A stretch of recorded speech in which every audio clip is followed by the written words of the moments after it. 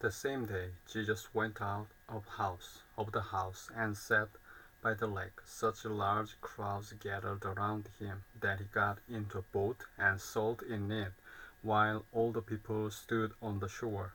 Then he told them many things in parables, saying, a farmer went out to sow his seed.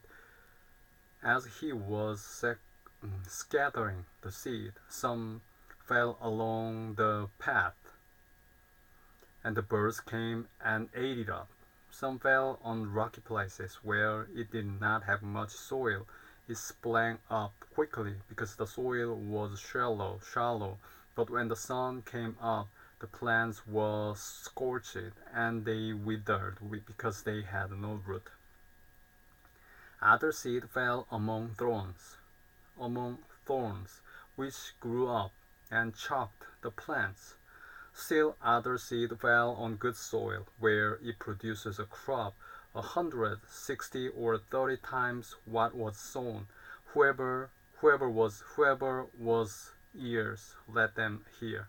The disciples came to him and asked, Why do you speak to the people in parables? He replied, Because the knowledge of the secrets of the kingdom of heaven has been given to you, but not to them. Whoever has will be given more, and they will have an abundance. Whoever does not have, even what they have will be taken from them. This is why I speak to them in parables. Though seeing, they do not see; though hearing, they do not hear or understand. In them is fulfilled the prophecy of Isaiah. You will be ever hearing but never understand. You will be ever seeing but never perceiving. For these people's for these people's heart has become calloused. They hardly hear with their ears, and they have closed their eyes. Otherwise they might see with their eyes, hear with their ears, understand with their hearts, and turn, and I would heal them. But blessed are your eyes, because they see, and your ears, because they hear. For truly I tell you, many prophets and righteous people longed to see what you see, but did not see it, and to hear what you hear, but did not hear it. Listen then to what the parable of the sower means. When anyone hears the message about the kingdom and doesn't understand it, the evil one comes and snatches away what was sown in their heart. This is the seed sown along the path. The seed falling on rocky ground refers to someone who hears the word and at once receives it with joy. But since they have no root, they last only a short time. When trouble or persecution comes because of the word, they quickly fall away. The seed falling among the thorns refers to someone who hears the word, but the worries of this life, any deceitfulness deceitfulness of wealth choke the word, making it unfruitful. But the seed falling on good soil refers to someone who hears the word and understands it. This is the one who produces a crop yielding 160 or 30 times what was sown. Jesus told them another parable. The kingdom of heaven is like a man who sowed good seed in his field. But while everyone was sleeping, his enemy came and sowed weeds among the wheat, and went away. When the wheat sprouted and formed heads, then the weeds also appeared. The owner's servants came to him and said, Sir, didn't you sow good seed in your field? Where then did the weeds come from? An enemy did this, he replied. The servants asked him, Do you want us to go and pull them up? No, he answered, because while you are pulling the weeds, you may uproot the wheat with them. Let both grow together until the harvest. At that time, I will tell the harvesters, first collect the weeds among weeds and tie them in bundles to be burned. Then gather the wheat and bring it into my barn. He told them another parable. The kingdom of heavens is like a mustard seed, which a man took and planted in his field. Though it is the smallest of all seeds, yet when it grows, it is the largest of garden plants and becomes a tree, so that the birds come and perch in its branches. He told them still another parable. The kingdom of heaven is like yeast that a woman took and mixed into about 60 pounds of flour until it worked all through the dough. Jesus spoke all these things to the crowd in parables. He did not say anything to them without using a parable. So was fulfilled what was spoken through the prophet. I will open my mouth in parables. I will utter things hidden since the creation of the world. Then he left the crowd and went into the house. His disciples came to him and said, "Explain to us the parable of the weeds in the field." He answered, "The one who sowed the good seed is the Son of Man. The field is the world, and the good seed stands for the people of the kingdom. The weeds are the people of the evil one, and the enemy who sows them in the evil. The harvest is the end of the age, and the harvesters the angels. As the weeds are pulled up and burned in the fire, so it will be at the end of the age. The Son of Man will send out his angels, and they will weed out of his kingdom everything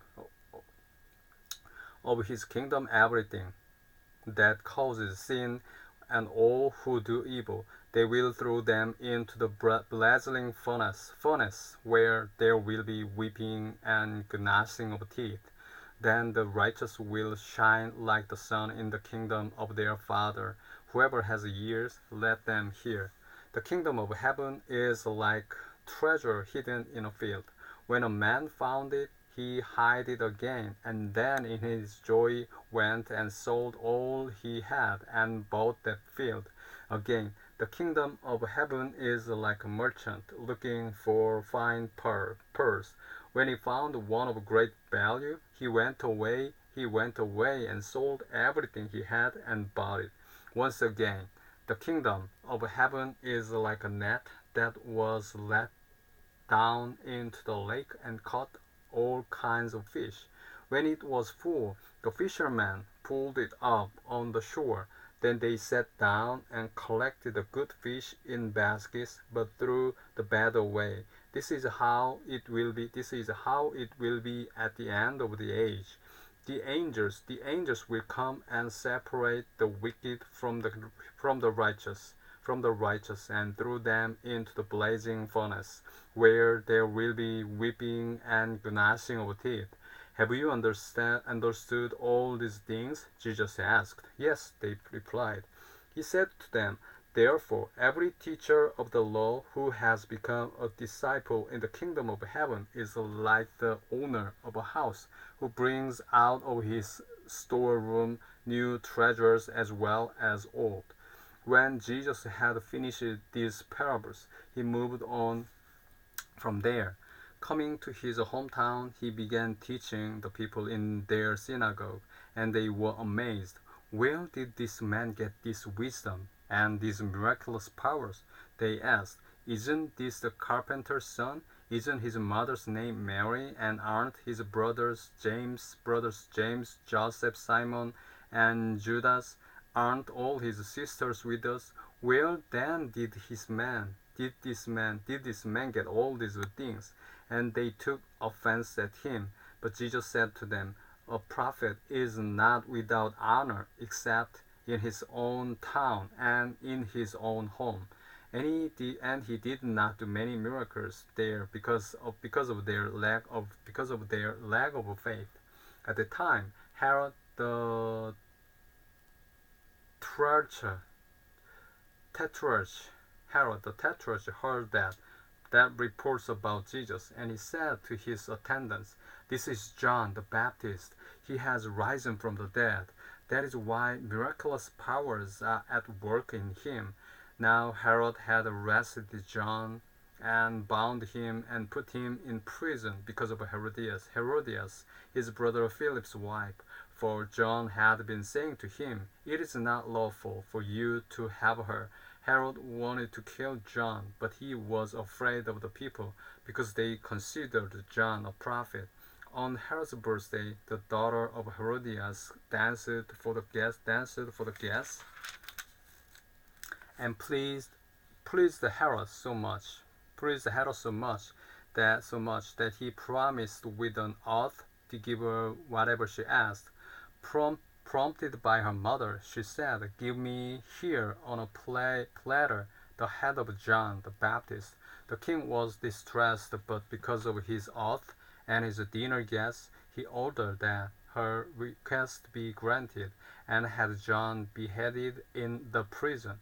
His head was brought in on a platter and given to the girl, who carried it to her mother. John's disciples came and took his body and buried it.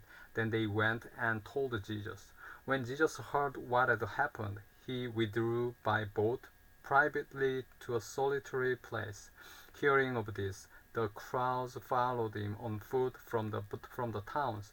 When Jesus landed and saw a large crowd, he has compassion on them and healed their sick. And as evening approached, the disciples came to him and said, "This is a remote place, and it's already getting late. Send the crowds away so they can go to the villages and buy themselves some food." Jesus replied, "They do not need to go away. You give them something to eat." "We have here only 5 loaves of bread and two fish," they answered. "Bring them here to me," he said, and he directed the people to sit down on the grass. Taking the 5 loaves and the 2 fish, and looking up to heaven, he gave thanks and broke the loaves. Then he gave them to the disciples, and the disciples gave them to the people. They all ate and was satisfied, and the disciples picked up 12 basketfuls of broken pieces that were left over. The number of those who ate was about 5,000 men, besides women and children. Immediately Jesus made the disciples get into the boat and go on ahead of him to the other side, while he dismissed the crowd. After he had dismissed them, he went up on a mountainside by himself to pray. Later that night he was there alone, and the boat was already a considerable distance from land, buff- buffeted by the waves because the wind was against it. Shortly before dawn, Jesus went out to them, walking on the lake. When the disciples saw him walking on the lake, they were terrified. "It's a ghost," they said, and cried out in fear. But Jesus immediately said to them, "Take courage. Is it I? Don't be afraid." "Lord, if it's you," Peter replied, "tell me to come to you on the water." "Come," he said. Then Peter got down out of the boat, walked on the water, and came towards Jesus. But when he saw the wind, he was afraid and, beginning to sink, cried out, "Lord, save me." Immediately Jesus reached out his hand and caught him. "You of little faith," he said, "why did you doubt?" And when they climbed into the boat, the wind died down. Then those who were in the boat worshipped him, saying, "Truly you are the Son of God." When they had crossed over, they landed at Gennesaret, and when the men of that place recognized Jesus, they sent word to all the surrounding country. People brought all their sick to him and begged him to let the sick just touch the edge of his cloak, and all who it were healed. Touched it were healed. Then some Pharisees and teachers of the law came to Jesus from Jerusalem and asked, "Why do your disciples break the tradition of the elders? They don't wash their hands before they eat." Jesus replied, "And why do you break the command of God for the sake of your traditions. For God said, honor your father and mother, and anyone who curses their father or mother is to be put to death. But you say that if anyone declares that what might have been used to help their father or mother is devoted to God, they are not to honor their father or mother with it. Thus you nullify the word of God for the sake of your tradition. You hypocrites, Isaiah was right when he prophesied about you.